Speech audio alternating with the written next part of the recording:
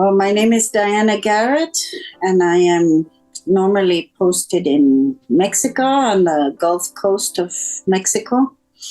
At the moment, I am in Costa Rica on a year's sabbatical that was detonated by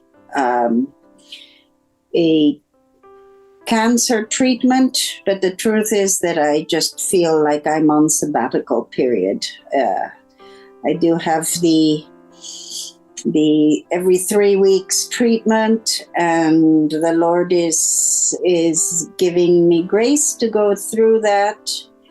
I don't have any direct side effects like chemotherapy has, called immunotherapy, but I did have a rough start to the year when my digestive system went upside down, and then the medication turned my blood levels all upside down. So I'm very grateful that now this week my blood tests are all back to normal, and I thank the Lord for His care, and I have much more energy. I feel much better.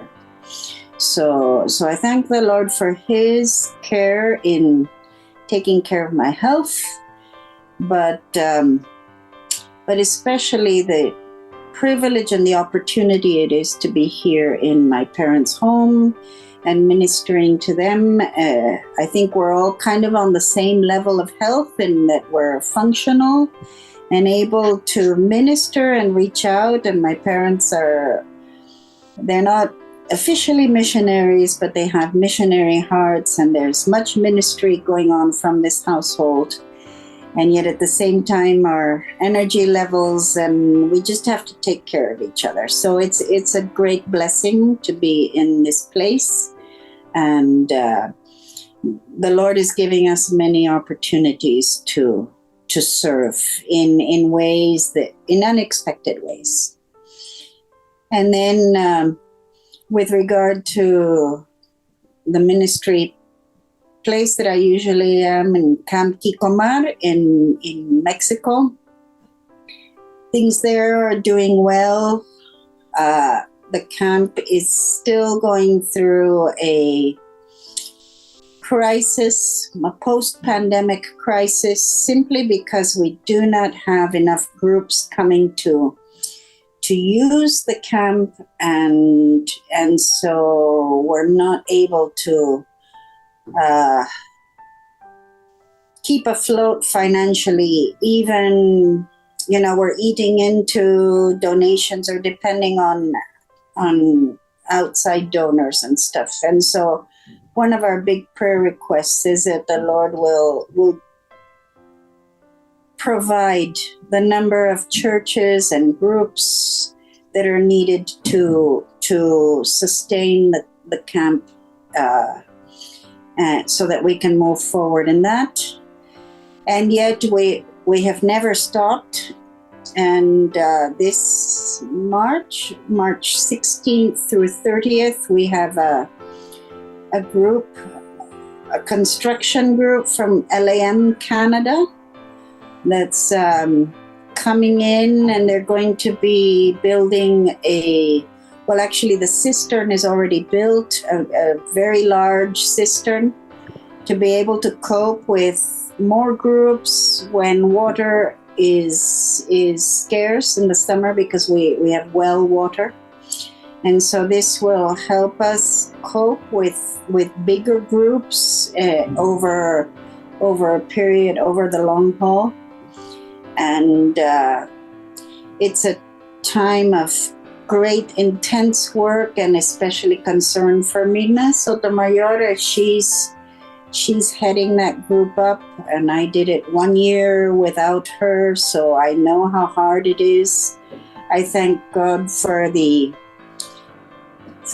other volunteers, including a couple who is from United World Mission, and they are bilingual, and that makes a big difference when you've got an all English-speaking Canadian group and an all Spanish-speaking local team. So having 2 extra bilingual people makes a big difference for me now. So if you can just be praying for the team during the second half of March, that would be a big blessing. And also an area of great concern to us is the indigenous people, the Nahuatl people that we are involved in supporting. We have more of a supportive role there.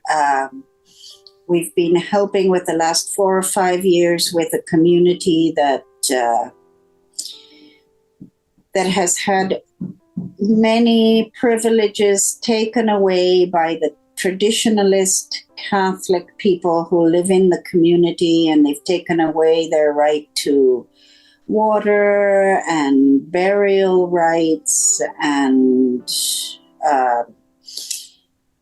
access to health system, and even more important was their children were barred from going to school. And so they have started a school in the church with 6 indigenous mothers as their teachers, and that's a huge step of faith because of lack of finances, because of so many other things. And Paul and some of the members of the mission committee have met these people face to face. And at the end of December, there was a very serious situation where one of the women from the church was attacked.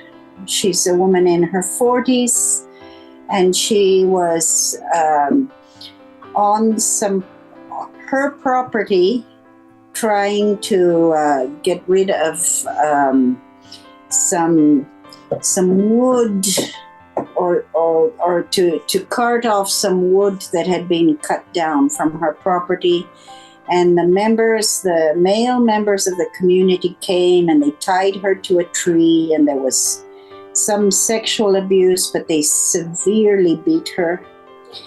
And she was then had to be hospitalized because she was internal bleeding, and we really were afraid that she wasn't going to make it, but she miraculously survived. She's not well because she has severe diabetes and other issues, but she is doing a bit better.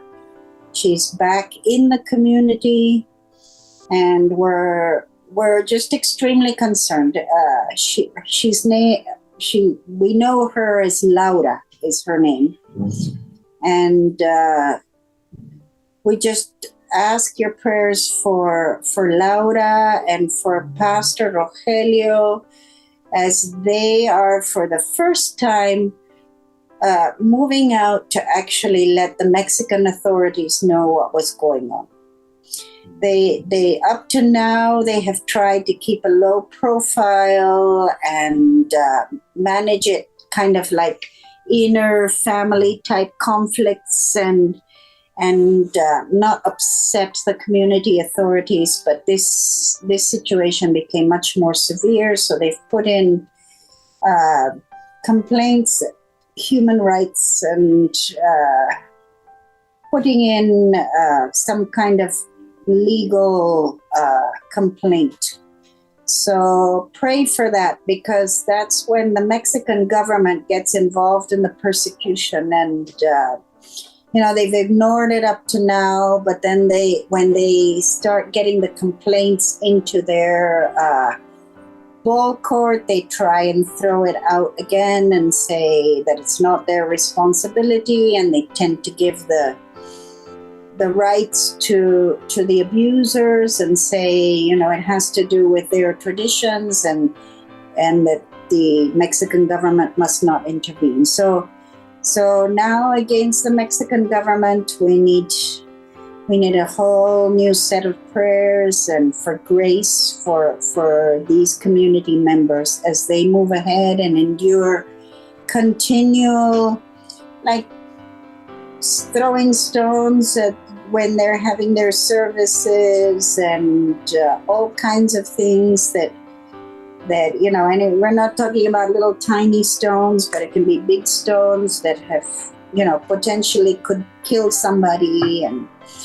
And so the whole persecution issue is up again. And on the 3rd of March, they're going to be celebrating their anniversary. And back in 2018, which would be 5 years ago, that day was a day of severe persecution as well, where 6 of their members were put in jail and beaten and kept kind of kept on.